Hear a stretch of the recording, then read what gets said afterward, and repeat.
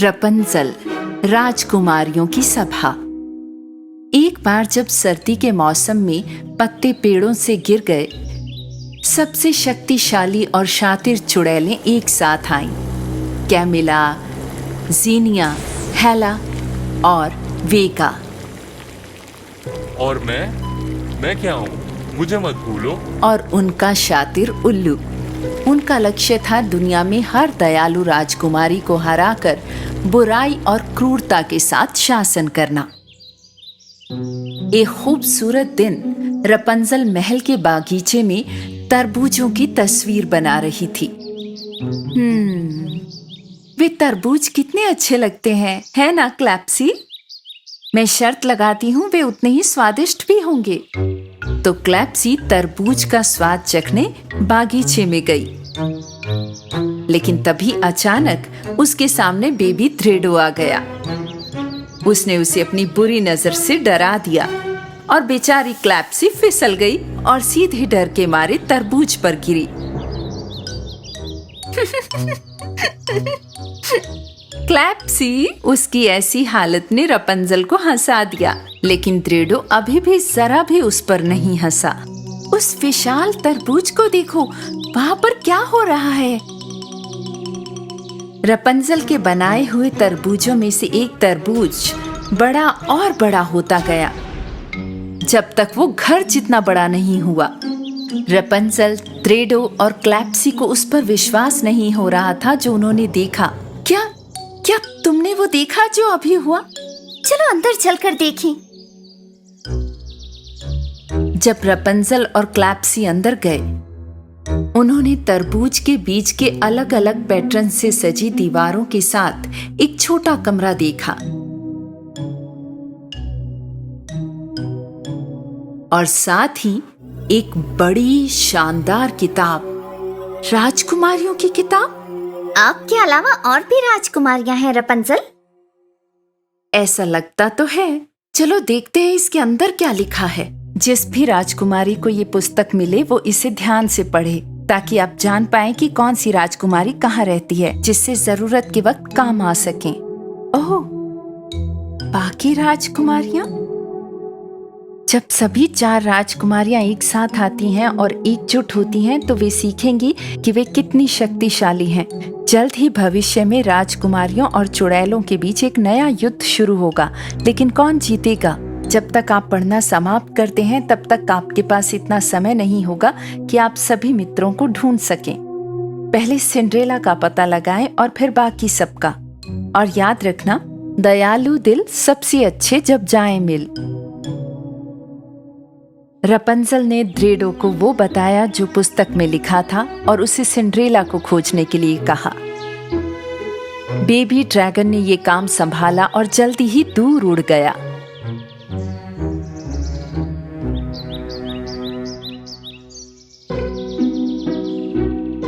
कुछ समय बाद वो मोज़रेला और चेडर नामक 2 चूहों से मिलने के लिए कहीं पहुंचा। उसने उन्हें रपंजल के संदेश के बारे में बताया और ये कि राजकुमारियों को लाइट हाउस के नीचे मिलना था।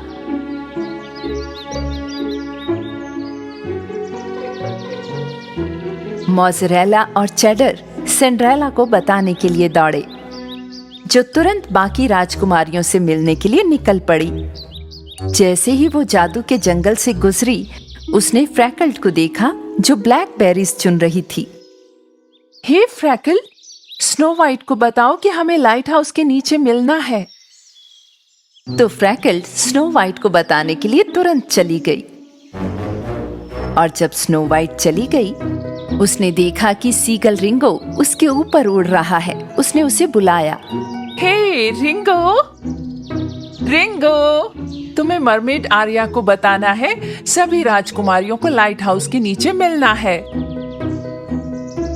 तो सीगल रिंगो ने जो सुना था वो बताने के लिए उड़कर समुद्र तट पर बने महल में जलपरी के पास पहुंचा।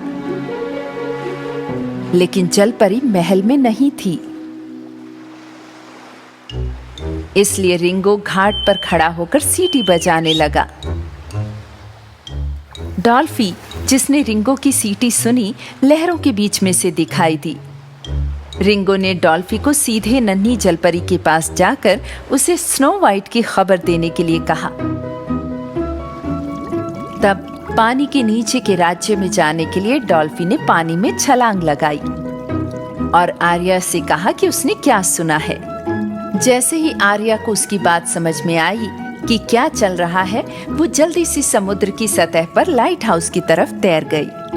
जब जलपरी पहुंची तो उसकी मछली की पूंछ मानव पैरों में बदल गई और वो जल्दी से उस स्थान पर पहुंच गई जहां राजकुमारियां इकट्ठी हुई थीं। हाय, मैं जलपरी आर्या हूँ। तो आप जरूर बाकी राजकुमारियां हो। आर्या, स्वागत है। मैं रपंजल हूँ। मैं स्नो वाइट हूँ और मेरा नाम सिंड्रेला है। देखो, अब हम सब एक साथ हैं। उन्होंने तब तक बातें की जब तक सूरज ने चंद्रमा की जगह नहीं ले ली और एक दूसरे को अपनी कहानियां सुनाई। रात के अंत में जब समुद्र में लाइट हाउस रोशन हुआ,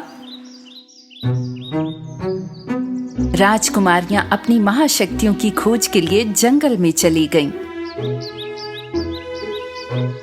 ये दुनिया भर में बुराई फैलाने वाली चुड़ैलों को शक्ति दिखाने का समय है। सही कहा, हमें तैयार रहना चाहिए। सिंड्रेला ने बाकी राजकुमारियों को जानवरों के साथ बातें करने की अपनी योग्यता के बारे में बताया।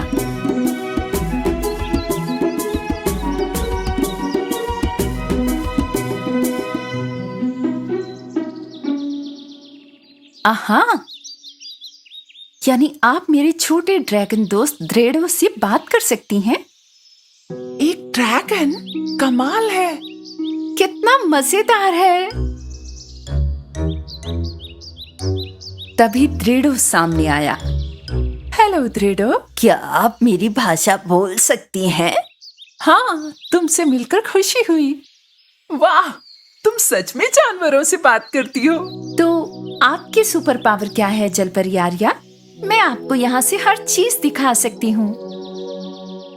जलपरी ने अपनी आंखें बंद कर ली और अपने हाथों को एक साथ रखा। अपने चारों ओर बिखरी रोशनी के साथ उसने सभी राजकुमारियों को हवा में उठा लिया। राजकुमारियां इस शक्ति से बहुत प्रभावित हुईं। आर्या ने उन्हें फिर उतार दिया, लेकिन सिंड्रेला ने अपना संतुलन खो दिया और उसके टखने में चोट लग गई। मेरा टखना,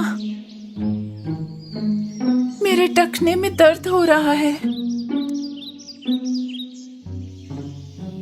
स्नो वाइट ने अपने दोनों हाथों से सिंड्रेला के टखने को छुआ और अपने हाथों के बीच की गर्मी के साथ, ये शानदार है स्नो वाइट। मेरा टखना ठीक हो गया, मैं खड़ी हो सकती हूँ। और ये मेरी सुपर पावर है। अपने हाथों से मैं घावों को ठीक कर सकती हूँ।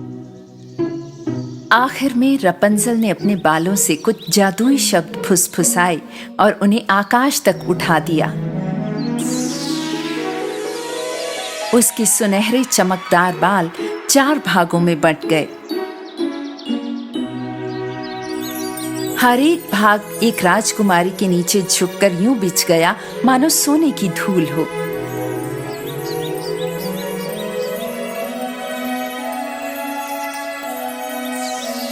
फिर सभी हिस्से फिर से एक हो गए और एक पुल का निर्माण किया जिसे राजकुमारियां पार कर सकती थीं। मेरी सुपर पावर ये है कि मेरे बालों पर मेरा नियंत्रण है। वाह, ये तो बहुत अच्छा है। स्नो वाइट, जलपरी आर्या, सिंड्रेला और रपंजल को लगा कि उनकी शक्तियां मिलकर दुष्ट चुड़ैलों को हरा सकती हैं। तो एक तरफ 4 अच्छे दिल वाली राजकुमारियां थी और दूसरी तरफ 4 दुष्ट चुड़ैलें एक साथ खड़ी थीं।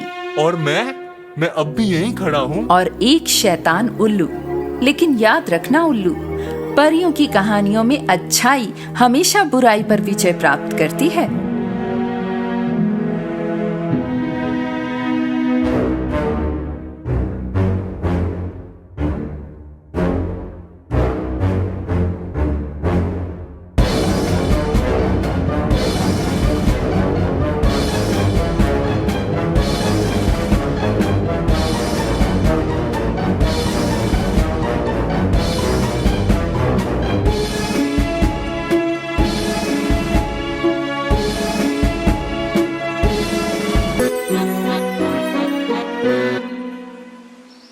बहुत समय पहले एक भाई बहन की जोड़ी थी, हैंसल और ग्रेटल। जब वो बहुत छोटे थे, उनकी माँ गुजर गई थी। वो अपने पिता के साथ जंगल में एक झोपड़े में रहते थे। उनके पिता पैसे कमाने के लिए लकड़ी काटते थे। काम और बच्चों की देखभाल के बीच में पिस पिस के उन्होंने दोबारा शादी करने का फैसला किया। उनकी नई पत्नी बहुत अमीर परिवार से थी। उनको पसंद नहीं था कि वे गरीब थे और एक झोपड़े में रहते थे, और उसे अपने सौतेले बच्चों से बहुत नफरत थी। सर्दियों की एक रात सोने से पहले हैंसल और ग्रेटल को कुछ सुनाई दिया। उनकी नई माँ उनके पिता से कुछ बोल रही थी। सर्दियों में गुजारा कैसे करेंगे? खाने का सामान कम पड़ेगा। इन बच्चों को भगाओ, वरना हम सब मरेंगे। उनके पिता ने आवाज उठाई, तुम चुप रहो। मैंने सोच लिया है, कल इनको कहीं दूर जाके छोड़ देंगे। ये सुन के ग्रेटल रोने लगी।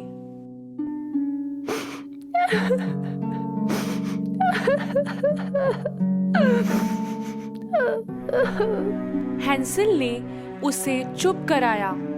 तुम चिंता मत करो ग्रेटल, हम रास्ता ढूंढ लेंगे घर का। उस रात हैंसल बाहर जाकर बहुत सारे छोटे छोटे पत्थर जेब में भरकर ले आया।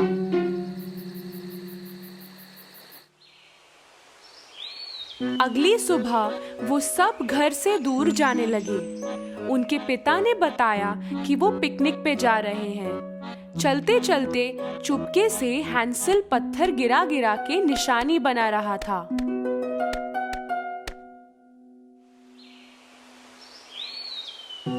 शाम होते होते बॉन फायर जला के पिता और माँ निकल गए, ये कह के कि थोड़ी देर में आ रहे हैं, पर वो कभी नहीं लौटे।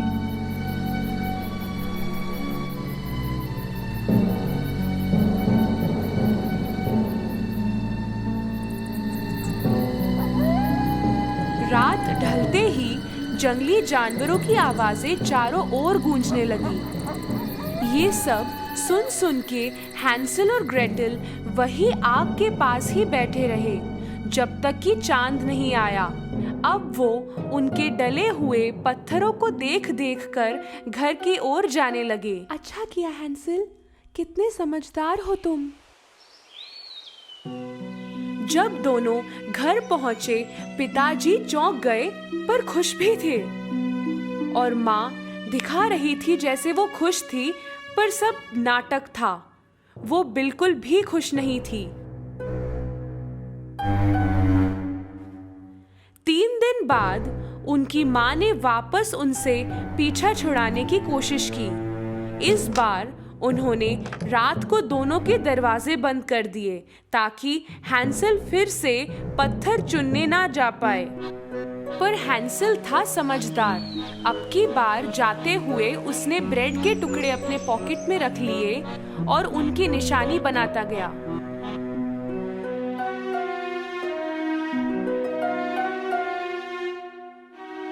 दोपहर को बहाने से माँ और पिता निकल लिए, फिर से इन दोनों को छोड़ के। उनके आने की उम्मीद जब खत्म हुई, हैंसल और ग्रेटल सूरज ढलने से पहले रवाना हो गए।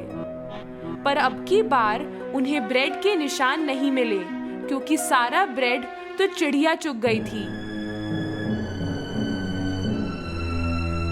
ग्रेटल रो रही थी और हैंसल भी लाचार था। अब के ये दोनों खो गए, ना खाना ना पीना, और जान को मुसीबत अलग से। वो 3 दिन यूं ही घूमते रहे। तीसरे दिन उनको एक बेहद सफेद चिड़िया दिखी। उसने इनको गा के सुनाया।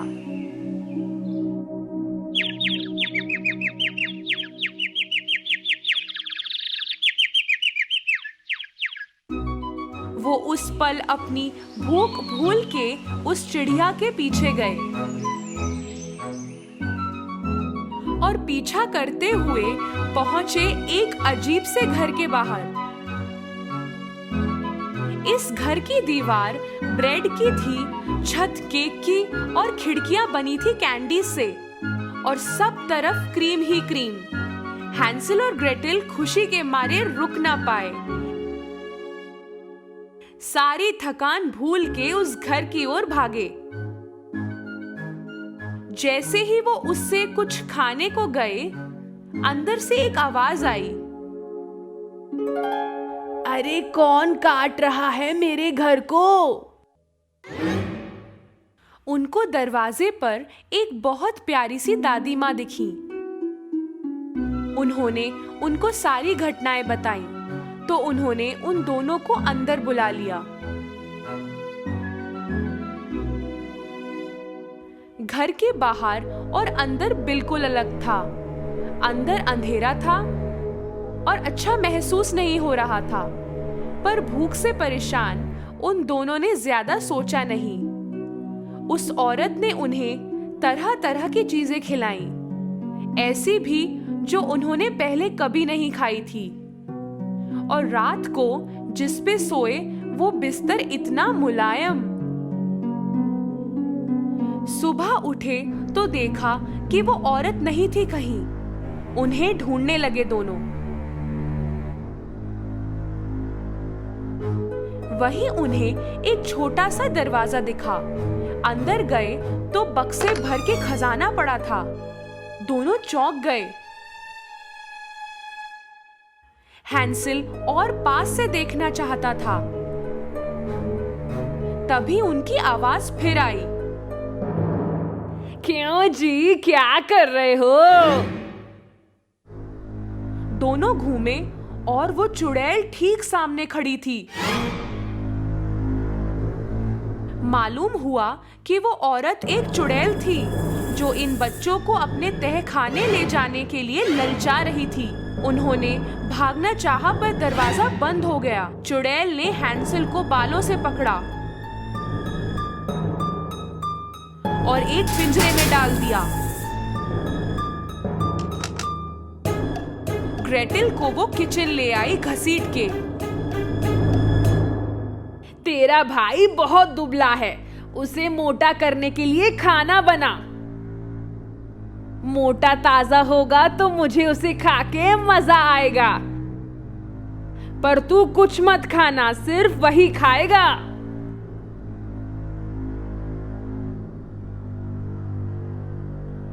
ग्रेटेल को उसकी बात माननी ही पड़ी। हैंसल था तो समझदार। उसने तरकीब सोची चुड़ैल को उल्लू बनाने के लिए। हर रात जब चुड़ैल सोती थी, वो पिंजरे के नीचे जमीन में गड्ढा खोदता था। चुड़ैल हर सुबह देखती थी कि हैंसल मोटा हुआ या नहीं। हैंसल कुछ भी नहीं खा रहा था, बल्कि सारा खाना उस गड्ढे में डाल रहा था। दूसरी तरफ चुड़ैल ग्रेटेल से और खाना बनाने को कह रही थी। कई दिनों तक यूं ही चलता रहा। मोटा हो दुबला हो, अब आज तो मैं हैंसल पाए बनाऊंगी, उसने ग्रेटेल से कहा। अवन में देख जरा, आटा पका या नहीं। वो डरी हुई तो थी, पर ग्रेटेल अपने भाई जैसी समझदार भी थी। वो समझ गई कि चुड़ैल उसे अवन में धक्का देने वाली है। मेरा सर अंदर नहीं जा रहा है, आटा नहीं दिख रहा है, ग्रेटेल बोली। चुड़ैल ने खुद अपना सर अंदर डाला। मौके पे ग्रेटेल ने सारी ताकत लगा के चुड़ैल को अंदर डाल दिया और उसका दरवाजा बंद कर दिया।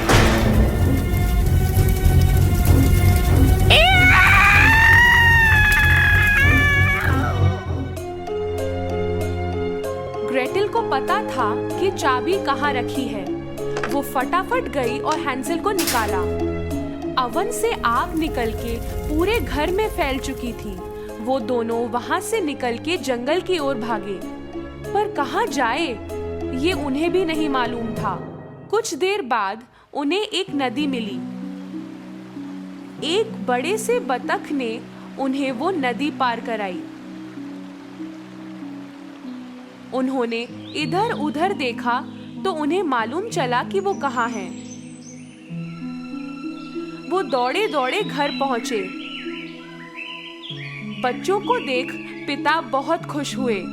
रोते रोते उन्होंने बताया कि उन दोनों को जंगल में छोड़ के आने के कुछ दिनों बाद ही उनकी माँ अपने मायके चली गईं और उन दोनों को कितना ढूंढने की कोशिश की पर वो मिले ही नहीं। दोनों बच्चे अपने पिता से इतना प्यार करते थे कि उन्होंने सब भुला दिया। पर वो पिता के लिए एक सरप्राइज लाए थे। उन्होंने अपनी जेब से ढेर सारे हीरे मोती निकाले जो उन्हें चुड़ैल के घर में मिले थे।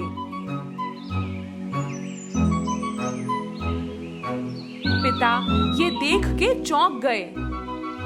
उनके परिवार को फिर कभी तकलीफ नहीं हुई और वो खुशी खुशी रहने लगे।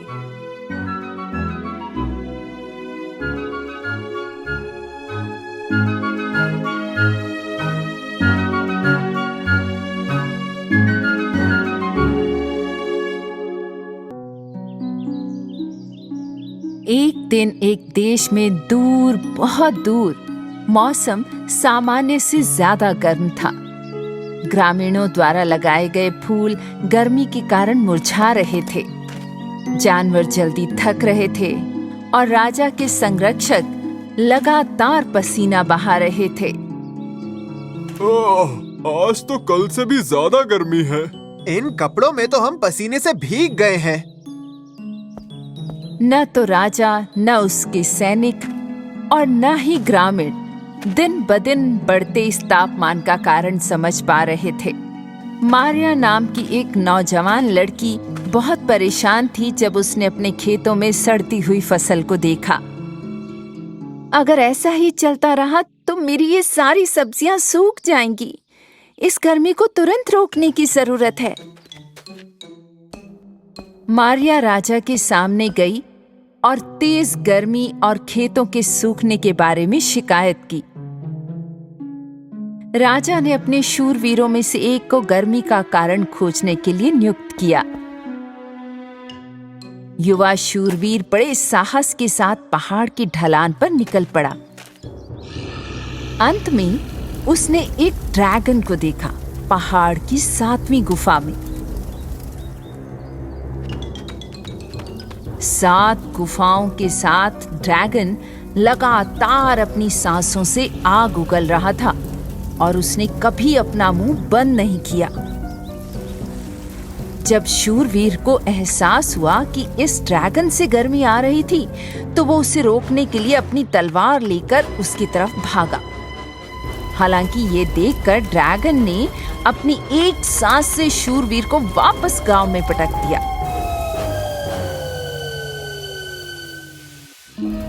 और उसके मुंह से गांव पर आग का उगलना जारी रहा।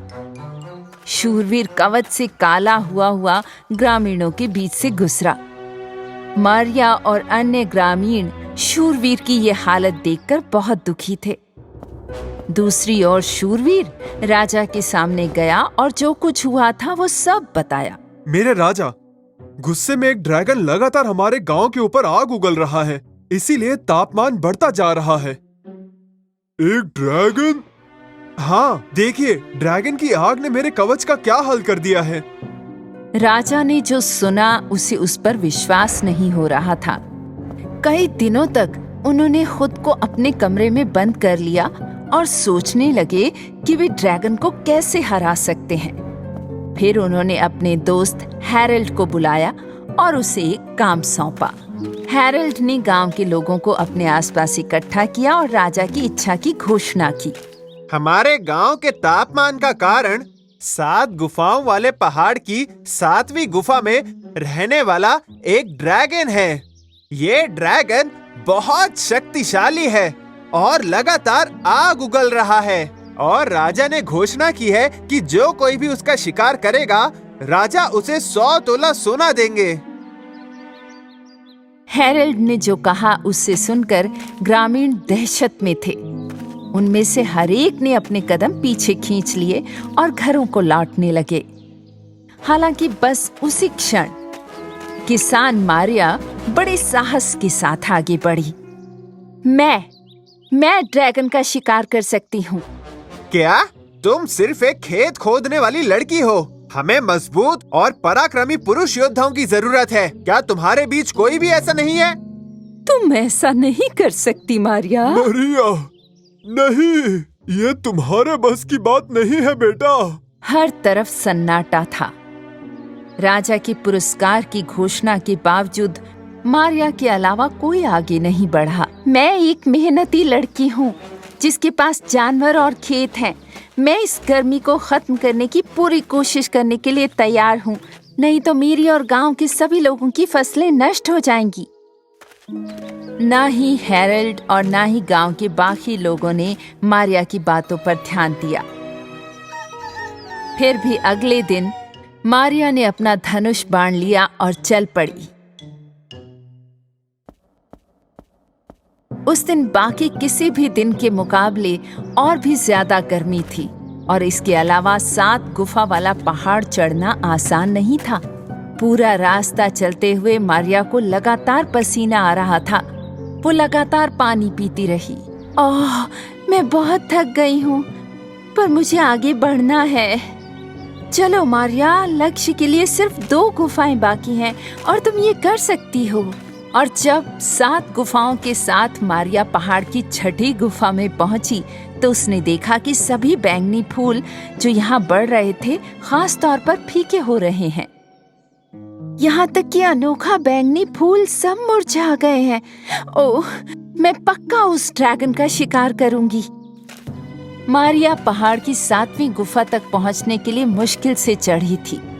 यहाँ बहुत गर्मी थी, इतनी कि मारिया लगभग पिघल गई। आखिरकार अग्निश्वास ड्रैगन दिखाई दिया। तो तुम यहाँ हो ड्रैगन? मुझे तुमसे डर नहीं लगता। मारिया ने कुछ कदम और करीब जाने की कोशिश की ड्रैगन के पास, जो पत्थरों के पीछे छिपने जा रहा था। लेकिन ड्रैगन रुका नहीं, वो आग उगलता रहा। फिर भी वो रुकी नहीं। वो अपने लक्ष्य के थोड़ा और करीब पहुंच गई। उसी क्षण उसने ड्रैगन से एक अजीब आवाज सुनी।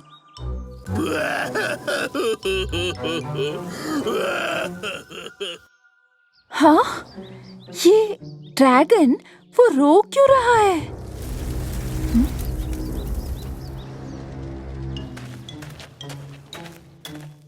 जब मारिया ड्रैगन की पीठ के आसपास घूमी तो उसने देखा कि वो एक कांटेदार तार में उलझा हुआ था।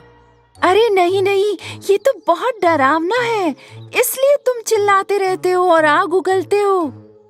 बेचारा ड्रैगन। उसने कांटेदार तार को बाहर निकाला, हालांकि ये बहुत मुश्किल था। इसका तो एक भी कांटा चुभ जाए तो कितना दर्द होता है। आउच! ओह, किसे पता था कि ड्रैगन को कितनी चोट लगी है। इस दौरान ड्रैगन ने अचानक अपना चेहरा मारिया की ओर कर लिया। उसने गुस्से भरी नजर में उसकी ओर देखा और गुस्से में फटने ही वाला था कि तभी मारिया ने उसे वो कांटा दिखाया जो उसने निकाल दिया था। जब ड्रैगन को एहसास हुआ कि उसने कांटों से छुटकारा पा लिया है तो वो बहुत खुश था। उसने मारिया को धन्यवाद दिया और फिर उसने उसे अपनी पीठ पर बिठा लिया और आकाश में उड़ने लगा। गांव वाले बहुत खुश हुए जब उन्होंने महसूस किया कि तापमान सामान्य हो गया था और उन्होंने आकाश की तरफ मारिया को ड्रैगन की पीठ पर बहादुरी से उड़ते हुए देखा। ये मारिया है, बहुत खूब, वाह! ओह मारिया, तुमने कमाल कर दिया। वाह, क्या बात ये तो अद्भुत है। ओह मारिया, तुमने तो कमाल कर दिखाया। अगली सुबह मारिया राजा के सामने पेश हुई और बताया कि कैसे उसने ड्रैगन को बचाया। इस साहस और परोपकार के साथ उसने दिखाया वो राज्य की एकमात्र शूरवीर लड़की है। उस दिन से सदियों से बच्चों को ड्रैगन किंवदंती की बहादुर शूरवीर मारिया को बताया गया है, जो कभी खेतों में काम करती थी, उनकी तरह ही। एक समय की बात है, दो बहनें थी, मंजिता और लरीना, जो एक छोटी सी झोपड़ी में रहती थी।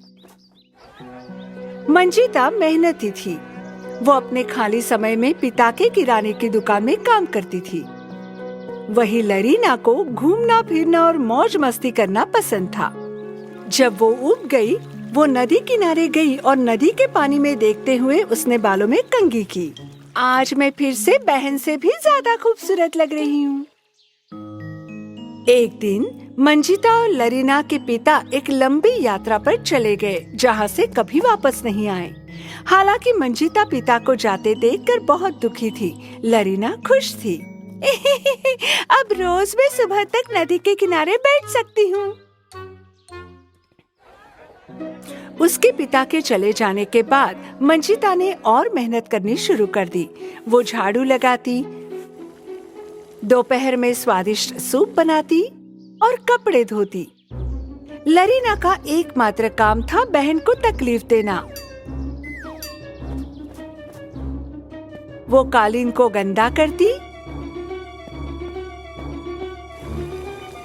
पके हुए सूप में ठंडा पानी डालती। सूप अभी भी ठंडा क्यों है? और ये कालीन गंदे क्यों हैं? मैंने अभी उन्हें साफ किया था। आप जिन जानवरों को खाना खिलाते हैं, उन्होंने गंदा कर दिया है। हो। एक दिन लरीना टहलने जंगल में निकली। वो केवल कच्चा फल तोड़ रही थी और उन्हें नदी में फेंक रही थी। इसी बीच एक बूढ़ी औरत जो धीरे धीरे चल रही थी उसके पास आई। नमस्कार सुंदर लड़की, मुझे भूख लगी है, क्या तुम मुझे कुछ फल दोगी? लरीना ने बुढ़िया को बेस्वाद जंगली स्ट्रॉबेरी दी, जो उसने अभी अभी चुनी थी। आप इसे जितना चाहे खा सकती हैं, ये दुनिया की सबसे स्वादिष्ट स्ट्रॉबेरी है। बूढ़ी औरत ने जैसे ही वो स्ट्रॉबेरी खाई, उसके पेट में दर्द होने लगा। क्या ये स्ट्रॉबेरी स्वादिष्ट है? ओह, फिर भी धन्यवाद।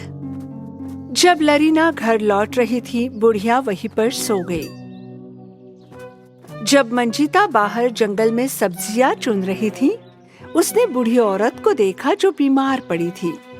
वो तुरंत उसे घर ले आई और उसे बिस्तर पर लिटा दिया। ये महिला हमारे घर क्या कर रही है? उससे दुर्गंध आ रही है। ऐसा मत कहो लरीना, दादी बहुत बीमार है, हमें उसे स्वस्थ भोजन खिलाना चाहिए। मंजिता ने गर्मा गर्म सूप बनाया और बूढ़ी औरत के लिए हर्बल चाय भी। वहीं दूसरी ओर लरीना ने चुपके से सूप फेंक दिया और हर्बल चाय में मिट्टी डाल दी। लरीना, क्या तुमने हर्बल चाय में मिट्टी डाली? मुझे बताओ। नहीं, ये मैंने नहीं डाली, उस बूढ़ी औरत ने खुद डाल दी। थोड़े दिनों में बूढ़ी औरत ठीक हो गई। तुम एक नेक दिल लड़की हो मंजिता। यदि तुम कभी बीमार पड़ती हो तो इन ब्लूबेरी को रोज खाना, तुरंत ठीक हो जाओगी। मंजिता, जो घर के काम अकेले करते करते थक गई थी, अंत में बहुत बीमार पड़ गई और उसने बिस्तर पकड़ लिया। लरीना, क्या तुम ब्लूबेरी ला सकती हो जो उस दादी ने मुझे दी थी? लेकिन लरीना ने सभी ब्लूबेरी खुद खा ली थी। यहाँ कुछ नहीं है, तुम जिन पक्षियों को दाना डालती हो उन्होंने खाई होगी।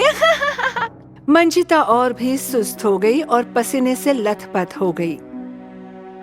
वहीं लरीना घर से निकल गई और बाल सवारने नदी पर चली गई। उस समय बूढ़ी औरत पुनः उसके सामने प्रकट हुई। अरे छोटी बच्ची, तुम्हारी बहन कहाँ है? वो अपने काम पर चली गई है, तुम्हें क्या करना है?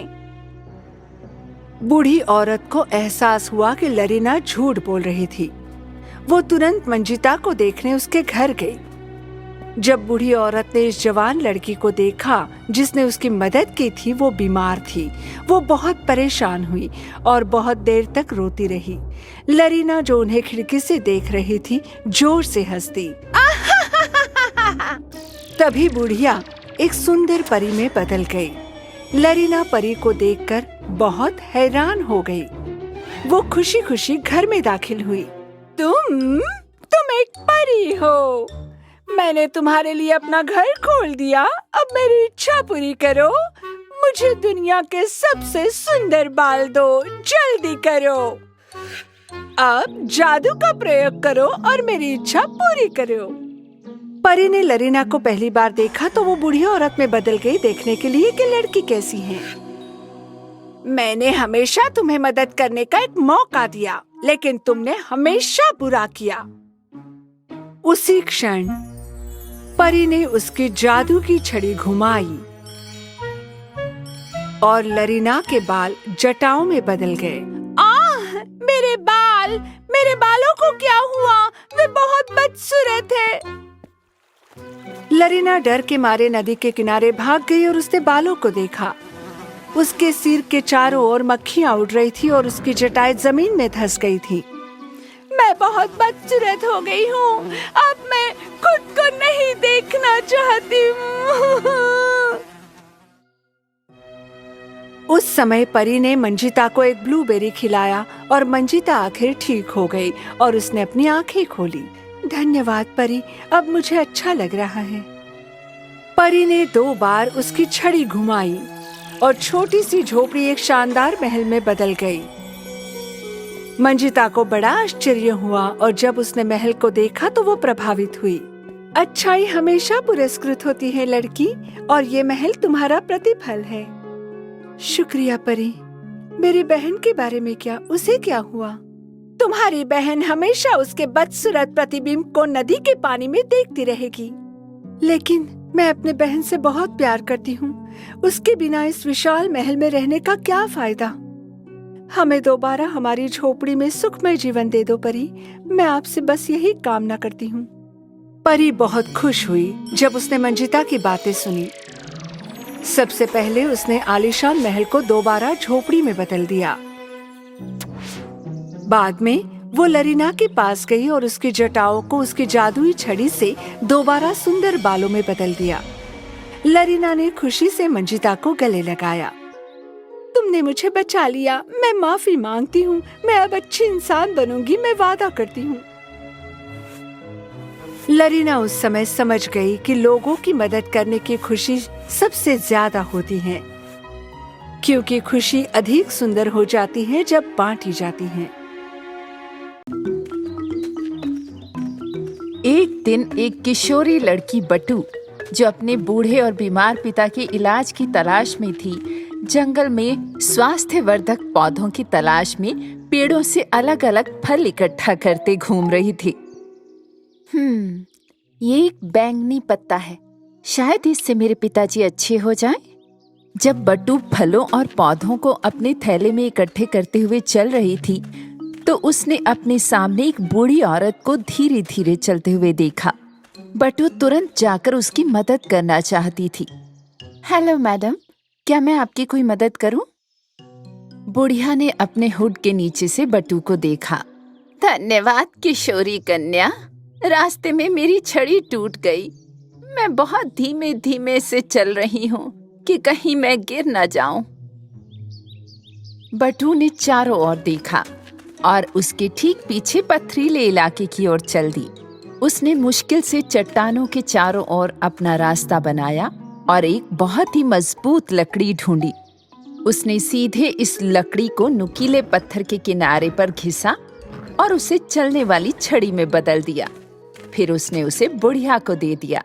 ये लीजिए, आप अब बाकी का रास्ता इसके सहारे चल सकती हैं। तुमने मेरे लिए इतनी मेहनत से ये काम करके मेरे दिल को जीत लिया बेटी, शुक्रिया। पर तुमने ऐसा किसी अजनबी के लिए क्यों किया? मेरे पिता भी बहुत बीमार हैं, इसलिए कोई फर्क नहीं पड़ता कि कौन बूढ़ा या बीमार है, बस सबकी मदद करनी चाहिए। बुढ़िया बट्टू की इन बातों से बहुत प्रभावित हुई और उसने उसे छोटा सा जादू का डिब्बा दिखाया जो वो अपने हाथ में लिए हुए थी। पर तभी पास से गुजरते हुए एक धनी व्यापारी ने उन्हें देख लिया और वो पेड़ के पीछे छिपने लगा। वो बूढ़ी औरत और जवान लड़की की बातें सुन रहा था। ये जादू का डिब्बा ले लो बेटी और इसे अपने पिता के पास ले जाओ। तुम्हें इससे हमेशा उपचार वाले पोषक तत्व मिलेंगे। शुक्रिया, लेकिन आपको भी इसकी जरूरत है। तुमने मुझे वो दे दिया जिसकी मुझे सच में जरूरत थी, मेरी चलने वाली छड़ी। अब ये जादू का डिब्बा ले लो और इसकी चीजों को उन लोगों से बांटना जिसकी इन्हें जरूरत हो, नहीं तो ये जादू का डिब्बा बेकार है। हाँ, एक जादुई बक्सा? अगर मैं इस जादुई बक्से को बेच दूं तो मैं बहुत अमीर हो जाऊंगा। बट्टू ने बूढ़ी औरत से बक्से को ले लिया। जब उसने उसे खोला तो उसने उसमें पानी, रोटी और मुट्ठी भर अखरोट देखे। बूढ़ी औरत धीरे धीरे उसकी नजरों से ओझल हो गई। जब बट्टू घर जा रही थी, रास्ते में उसे वही चालाक व्यापारी मिला जो उनकी बातें सुन रहा था। व्यापारी ने कहा कि वो बट्टू से वो बक्सा खरीदना चाहता है। मैं आपको बदले में बहुत सारे पैसे दूंगा और पैसों के साथ आप बहुत कुछ कर सकती हैं। नहीं, मैं इस बक्से की चीजें सिर्फ उन लोगों के साथ बांटती हूँ जिन्हें जरूरत है। तुम्हारा दिन शुभ हो। बट्टू ने चलना जारी रखा अपने घर की ओर। कुछ समय बाद उसे अपने सामने एक बहुत भूखी बकरी दिखाई दी।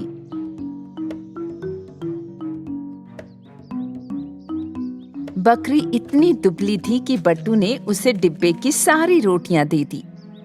ये तुम्हारे लिए हैं प्यारी बकरी। ये बॉक्स पहले से ही जादुई है, इसका सामान कभी खत्म नहीं होगा, जितना चाहो खाओ।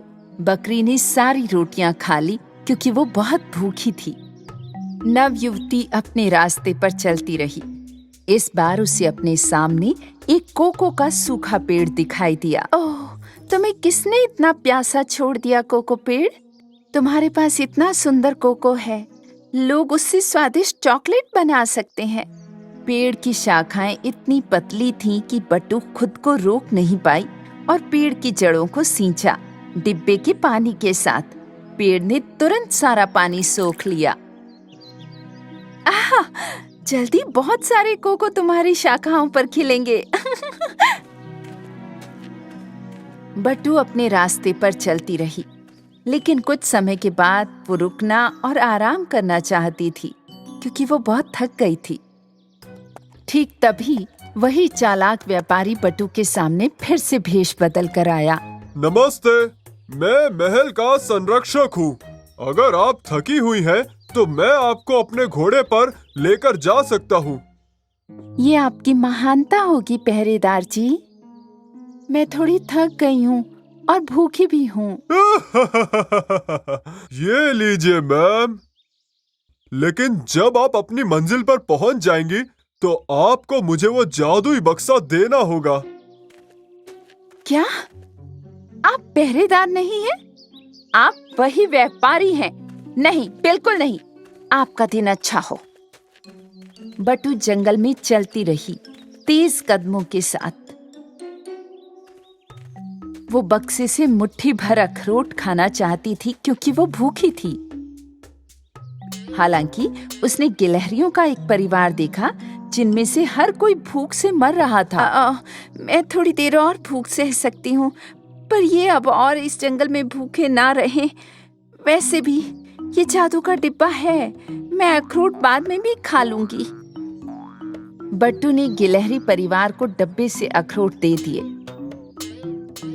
और फिर वो नवयुवती बहुत सी मुश्किलों का सामना करते हुए अंत में अपने घर पहुंची। वो अपने बीमार पिता के पास आई और उन्हें जादू का डिब्बा दिखाया। पिताजी, रास्ते में मेरी मुलाकात एक बुद्धिमान बुढ़िया से हुई। उसने मुझे ये जादू का डिब्बा दिया। इसमें पोषक तत्वों वाला भोजन है जो आपकी सेहत सुधार देगा। बट्टू ने डिब्बा खोला, लेकिन सोचो उसमें क्या देखा? डिब्बा खाली था। पर कैसे? क्या ये बॉक्स जादुई नहीं था? ये खाली है अंदर से। लेकिन मैंने तो सामान उन्हीं के साथ साझा किया था जिन्हें जरूरत थी। बट्टू बहुत परेशान थी ये सोचकर कि वो अपने पिता की मदद नहीं कर सकी। पर उसी समय किसी ने दरवाजा खटखटाया। जब बट्टू ने दरवाजा खोला तो उसने बूढ़ी औरत, बकरी और गिलहरियों को देखा। लेकिन तुम तो... हाँ प्यारी लड़की, जैसा कि मैंने तुमसे कहा था, तुमने जादू का डिब्बा सिर्फ जरूरतमंदों के साथ ही साझा किया। अब ये तुम्हारे लिए है। तुम इस बकरी के दूध का, कोको के पेड़ के फलों का और गिलहरी के लाए अखरोटों का फायदा ले सकती हो। बट्टू ने कोको से फल, बकरी से दूध और गिलहरी के लाए अखरोट बूढ़ी औरत की टोकरी से लिए और अपने पिता के लिए एक स्वस्थ पेय तैयार किया। उसके पिता इस पेय पदार्थ को पीते ही फिर से स्वस्थ हो गए। धन्यवाद मेरी सुंदर, दयालु और बहादुर बेटी। बट्टू बहुत खुश थी कि उसके पिता ठीक हो रहे थे। जब उसे एहसास हुआ कि उसे अब बॉक्स की जरूरत नहीं है, तो उसने उसे कूड़ेदान के पास फेंक दिया। जैसे ही चालाक व्यापारी ने वो बक्सा देखा तो वो उस पर कूद पड़ा। वो जादुई बक्सा, जादुई बक्सा! अब मैं पहले से भी ज्यादा अमीर हो जाऊंगा। बट्टू, जो खिड़की से धूर्त व्यापारी को देख रही थी, उस पर हंस पड़ी, क्योंकि वो अब जानती थी कि असली जादू डिब्बे में नहीं था, बल्कि अपने ही दयालु हृदय में था। एक बार की बात है, दूर एक गांव में एक धूर्त महिला थी जिसे काम करना बिल्कुल पसंद नहीं था। इस महिला की एमिली और एम्मा नाम की 2 बेटियां थीं। एम्मा एक आलसी और प्रतिभाहीन लड़की थी। दूसरी ओर एमिली एक बहुत ही मेहनती और प्रतिभाशाली थी। लेकिन उनकी माँ एम्मा को अधिक प्यार करती थी क्योंकि वो छोटी थी और वो अभी भी उसे एक बच्चे की तरह मानती थी। इसलिए वो सारा काम एमिली से करवाती थी। एमिली, चलो सफाई खत्म करो और एक क्रॉस सिलाई करो और इसे बेचने ले जाओ। अपनी माँ और बहन के आलस्य के कारण केवल एमिली ही दोपहर में बाजार जाती और अपने दस्तकारी क्रॉस सिलाई को बेचती। जब वो घर आती तो उसकी माँ केवल एम्मा के लिए खाना बनाती। दूसरी ओर एमिली उनके बचे हुए खाने से अपना पेट भरने की कोशिश करती। एक दिन एमिली एक क्रॉस सिलाई करने के लिए बाहर कुएं के किनारे पर गई। उसने अपने हाथ में क्रोशिये से हुक से अपनी क्रॉस सिलाई पर कढ़ाई करना शुरू किया। उसी क्षण अचानक एक मुर्गा उस पर चढ़ा और बांग देने लगा।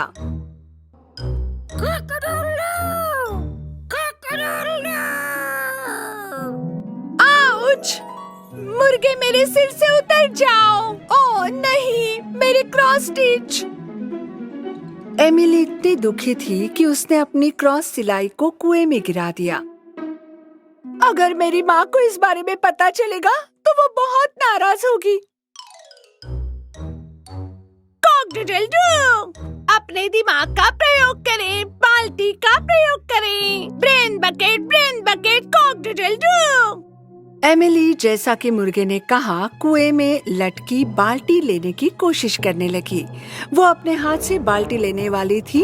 एक पल के लिए उसका संतुलन बिगड़ गया और वो कुएं में गिर गई।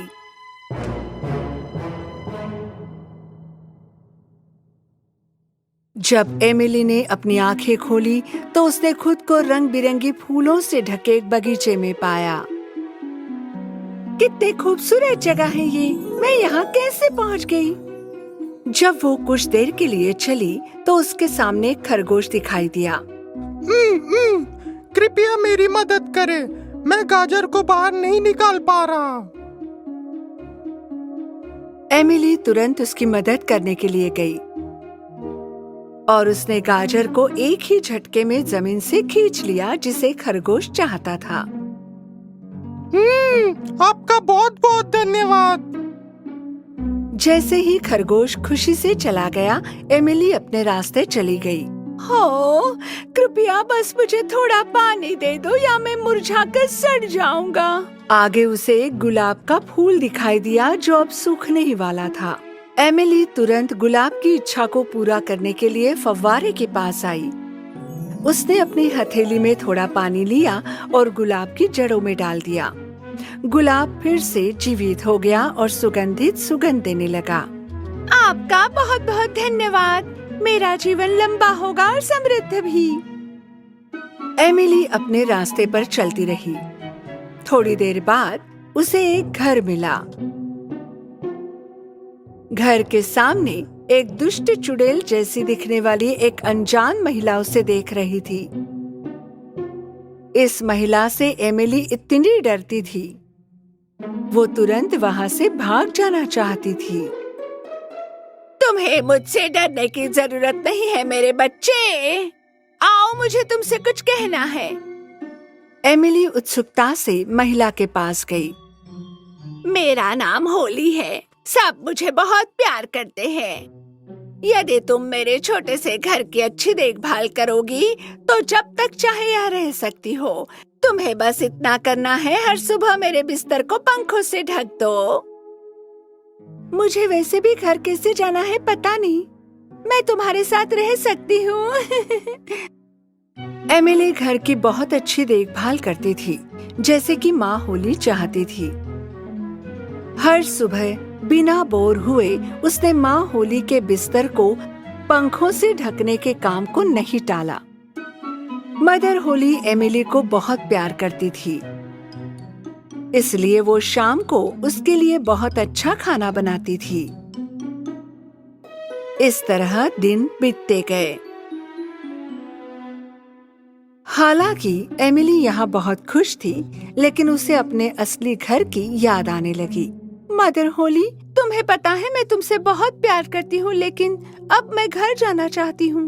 ओह एमिली, मुझे खुशी है कि तुम मेरे साथ इतने दिन रही। बेशक तुम अपने घर जा सकती हो। मैं रास्ते में तुम्हारा साथ दूंगी। ओह धन्यवाद माँ होली। मदर होली एमिली को एक बड़े सुनहरे दरवाजे पर ले गई। जिस क्षण एमिली इस दरवाजे से गुजर रही थी, वो बिल्कुल नए कपड़े और सोने से ढकी हुई थी। मेरे साथ प्यार से काम करने के लिए तुम्हें एक छोटा सा तोहफा। ये क्रोशिया हुक और क्रॉस स्टिच है जिसे तुमने कुएं में गिराया था।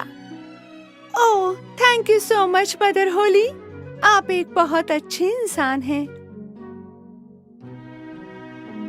बाद में माँ होली ने अपने हाथ से एमिली की आंखों को ढक दिया और उसे 3 तक गिनने के लिए कहा। 1, 2, 3। जब एमिली ने अपनी आंखें खोली तो उसने खुद को अपने घर के सामने पाया। एमिली वापस आ गई है। अब वो एक सुनहरी लड़की है। Doodle do. एमिली को देखकर उसकी माँ और बहन एम्मा आश्चर्य को छिपा नहीं सकी। लेकिन ये कैसे, इतनी सुंदर पोशाक कहाँ से मिली? एम्मा चुप रहो। मेरी प्यारी बेटी, मैं तुम्हारे लिए बहुत चिंतित थी। तुम्हें ये सारे सोने के गहने कहाँ से मिले? एमिली ने एक एक करके सब कुछ समझाया। उस समय उसकी माँ ने सोचा कि एम्मा भी ऐसा कर सकती हैं। उसने लालच से एम्मा को कुएं के किनारे भेज दिया। एम्मा ने क्रॉस सिलाई और क्रोशिया हुक को कुएं में फेंक दिया। वो भी उनके पीछे कूद पड़ी। जब उसने अपनी आंखें खोली तो उसने खुद को उस रहस्यमय बगीचे में पाया जहाँ से एमिली आई थी। कुछ दूर चलने के बाद उसे एक खरगोश दिखाई दिया। खरगोश ने एम्मा से गाजर को जमीन से निकालने के लिए मदद मांगी। अरे, मैं खरगोश के लिए अपने हाथ गंदे नहीं कर सकती। हाँ। एम्मा खरगोश की मदद किए बिना चली गई। उसने एक गुलाब देखा जो आगे सूखने वाला था। गुलाब ने उससे मदद मांगी। मैं तुम्हें पानी नहीं दे सकती क्योंकि तुम्हारे पास कांटे हैं और मेरे हाथ में चिपक सकते हैं। हाँ। एम्मा गुलाब की मदद किए बिना चली गई। अंत में वो माँ होली के घर में आई। मैंने सुना है आपको काम करने के लिए कोई चाहिए, आप मुझे नौकरी दे सकते हैं। माँ होली ने एम्मा को बताया कि उसे घर पर क्या करना है। याद रखना, हर सुबह तुम मेरे बिस्तर पर पंख बिछाओगी। एम्मा ने सब कुछ मान लिया। उसने पहले दिन अच्छी तरह से काम किया। बिस्तर पर बड़े करीने से पंख बिछाए। लेकिन अगले कुछ दिनों में वो काम से बचने लगी। घर दिन ब दिन गंदा होता जा रहा था और एम्मा को मदर होली के बिस्तर पर लगे पंखों की परवाह नहीं थी। मदर होली गुस्से में थी जब उसने देखा कि एम्मा वादे के अनुसार काम नहीं कर रही थी। मुझे लगता है कि ये तुम्हारे घर जाने का समय है। ये सुनकर एम्मा बहुत खुश हुई क्योंकि वो जल्द से जल्द सोने के गहने और खूबसूरत कपड़े पाना चाहती थी। हाँ, मुझे अपना पुरस्कार प्राप्त करना है और घर जाना है। मदर होली उसे गोल्डन गेट पर ले आई। जब एम्मा दरवाजे से चली तो उस पर सोने की जगह कीचड़ की बारिश होने लगी। ये क्या हो रहा है? क्या है ये? इस दरवाजे ने तुम पर सोने की बारिश नहीं की क्योंकि तुमने सही काम नहीं किया। अब 3 गिनो और घर वापस जाओ। 1, 2, 3। फिर उसने खुद को अपने घर के बगीचे में पाया। उसे देखकर मुर्गा बांग देने लगा। एम्मा वापस आ गई है। अब वो एक मिट्टी की लड़की है। उसकी माँ और बहन एमिली उसे कीचड़ में देखकर चौंक गई। एम्मा ने उन्हें बताया कि ये मैले कपड़े उसके लिए उस काम को न करने का इनाम थे जो माँ होली ने उसे दिया। उस दिन से एम्मा प्यार से काम करने के महत्व को समझ गई और होशियार हो गई और अपनी बड़ी बहन एमिली की तरह क्रॉस सिलाई करना उसने शुरू कर दिया। इस प्रकार दोनों बहनें एक साथ क्रॉस सिलाई करके और बेचकर एक सुखी जीवन व्यतीत करने लगी। परी कथाएं और बच्चों के लिए मनभावन कहानियाँ। पोलियाना बच्चों के लिए। सुनहरे बालों वाली मुस्कुराता चेहरा लिए एक 10 साल की छोटी बच्ची पोलियाना अपने आसपास खुशियाँ फैलाती थी। पर जब वो छोटी थी तभी अपने माता पिता को खो चुकी थी और तब से अकेली थी। कुछ समय वो अनाथालय में रही। कुछ समय बाद उसकी अमीर चाची ने उसकी देखभाल का जिम्मा ले लिया। उसकी चाची पॉली ने उसके रहने की व्यवस्था अटारी पर कर दी। ये देखकर कामवाली नैन्सी खुश हो गई। उम्मीद है ये छोटा मेहमान चिड़चिड़ी पॉली को खुश करने में सफल होगा। पॉलियाना जब घर पहुंची तब उसकी आंखों में खुशी के आंसू थे। उसने अपनी चाची को गले से लगाया, पर चाची बहुत गंभीर। वो पॉलियाना को कमरे में ले गई जहां उसे रहना था। पॉलियाना इतना बड़ा और खुशहाल घर देखकर अचंभित रह गई। चाची ने उसे अटारी पर उसका कमरा दिखाया। ये तुम्हारा कमरा है और ठीक 6 बजे रात का खाना शुरू होता है। पॉलियाना को उसका कमरा बहुत पसंद आया। घर के सभी कमरे उसने देखे पर उसके मन में एक बार भी ये ख्याल नहीं आया कि चाची ने उसे अटारी वाला कमरा ही क्यों दिया होगा। ठीक 6 बजे चाची ने उसे डिनर टेबल पर बुलाया था, पर पॉलियाना अभी तक नहीं आई थी। ये लड़की कहाँ है? मैं जाकर उसे बुलाकर लाऊं मिस पॉली? नहीं। डिनर के बाद चाची उसके कमरे में गई तो देखा कि पॉलियाना कमरे में नहीं थी। वो तुरंत बगीचे में माली को बताने के लिए गई कि वो लापता है, पर माली ने छोटी पहाड़ी की ओर इशारा किया, वो वहां पर थी। दौड़ लगाकर नैन्सी वहां पहुंची और दोनों ने मिलकर वहां एक महल भी बनाया।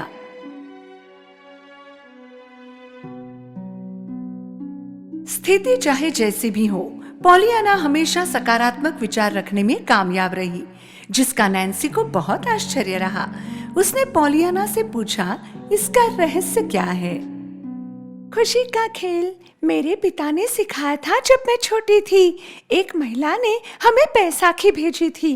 पूछने पर उसने कहा कि ये हमेशा हमारी आंखों के सामने रहेगी और हमें इस बात का एहसास होता रहेगा कि हमें इसके इस्तेमाल की आवश्यकता नहीं।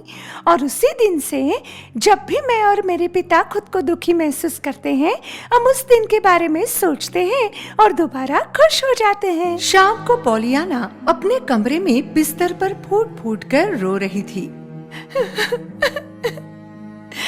मेरे पिता जो स्वर्गदूतों के बीच रहते हैं, मुझे पता है कि आप हमारे खेल को खेलने की कोशिश कर रहे हैं, पर अगर आप एक अटारी की अंधेरे कमरे में फंसे हो, अपने आप बैठे हो, तो चाहकर भी आप खुश नहीं हो सकते। अगले दिन पॉलियाना नीचे बागीचे में गई और उसने अपने चाची को गले लगा लिया। चाची, मेरी प्यारी चाची, मैं बहुत खुश हूँ कि आज का दिन देख सकी। क्या हम शुभ प्रभात ऐसे कहते हैं? ये कहकर चाची मुड़कर वहां से चली गई।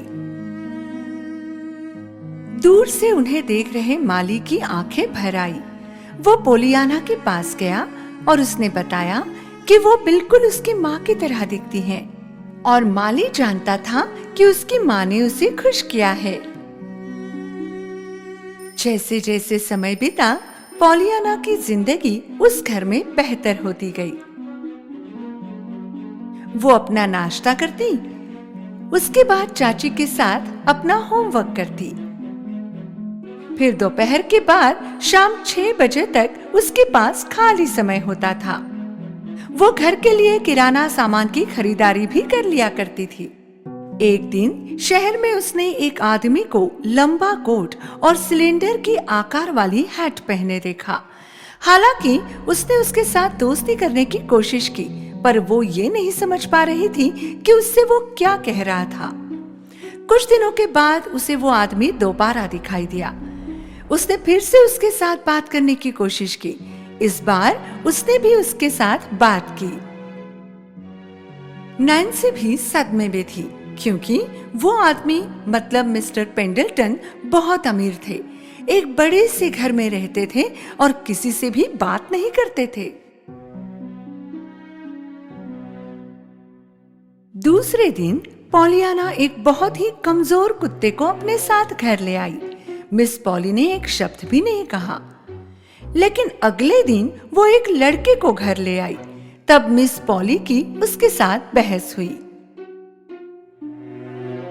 बहुत हो गया पॉलियाना, आज तक तुमने किए कामों में से ये सबसे खराब काम है। पहले तुम रास्ते से उठाकर कुत्ते बिल्लियों को ले आती थी, आज तुम एक भिखारी को मेरे घर लाई हो। मैं भिखारी नहीं हूँ। ऐसा कहकर लड़का घर से भाग गया, पर पॉलियाना ने उसे रास्ते से बचाने की ठान ली थी। सितंबर में पॉलियाना का स्कूल शुरू हुआ। जल्द ही पॉलियाना को उसका स्कूल अच्छा लगने लगा। एक दिन एक यात्रा के दौरान मिस्टर पेंडल्टन ने पॉलियाना से पूछा कि अगर वो उन्हें ना छोड़े और उनके साथ रहे। बेशक पॉलियाना के लिए जवाब देना संभव नहीं था। मिस्टर पेंडल्टन ने उसे सब कुछ समझाया।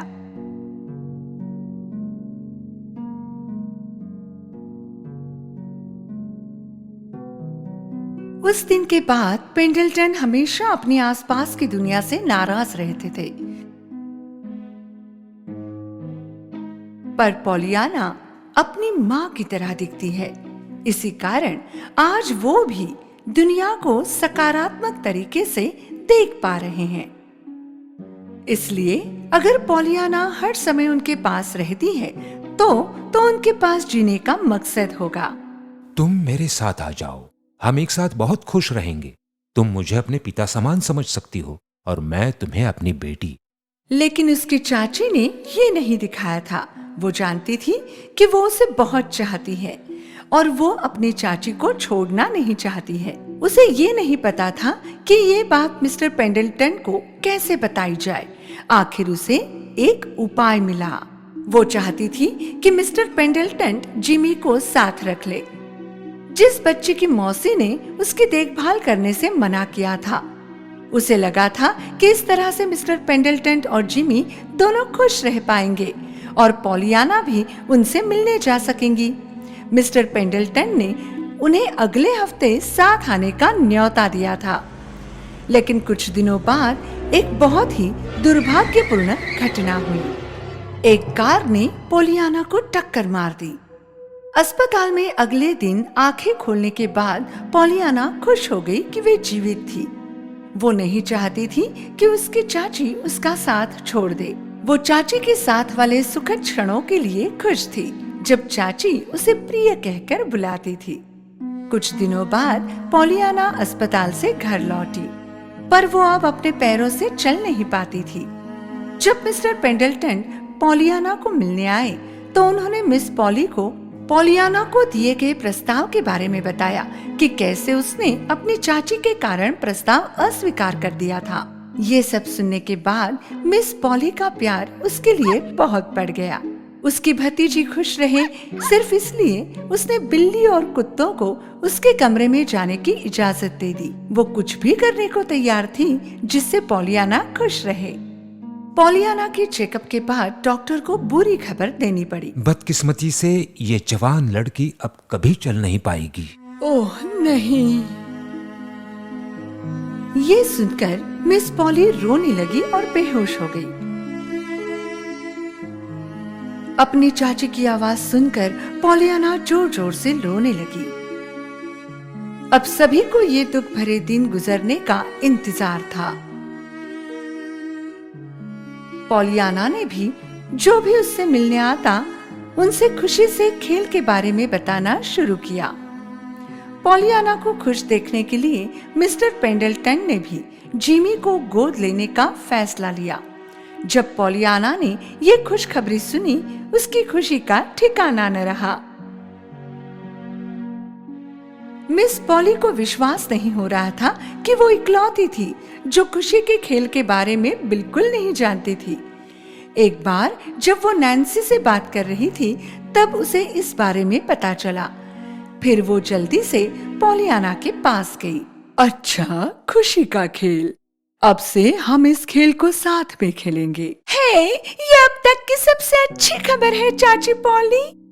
इस बीच मिस्टर पेंडल्टन के डॉक्टर पॉलियाना से मिलना चाहते थे, पर एक समस्या थी। कई साल पहले मिस पॉली के साथ हुई बहस के कारण वो पिछले 15 सालों से उनके घर नहीं गए थे। अंत में दोनों तरफ से समझौता हुआ और वे उसे शहर से बाहर एक अस्पताल में ले गए। मिस्टर पेंडल्टन के डॉक्टर ने पॉलियाना की जांच की और आशा जताई। कुछ महीने बीत चुके थे। मिस पॉली को पॉलियाना का एक खत मिला। मेरी प्रिय चाची, मेरे पास एक अच्छी खबर है। मेरा इलाज यशस्वी रहा। आखिर अब मैं चल सकती हूँ। डॉक्टर कह रहे हैं कि मैं जल्द ही घर जा सकती हूँ। काश मैं और जल्दी चल पाती। आज मैं बहुत खुश हूँ। हर चीज मुझे खुश करती है। मुझे तो इसमें भी खुशी है कि मैं कुछ समय तक चल नहीं पाई। क्योंकि अगर ऐसा नहीं होता तो मैं उनकी इतनी सराहना नहीं कर पाती जितनी आज करती हूँ। जल्द ही आपको देखने की उम्मीद है। बहुत सारा प्यार, पॉलियाना।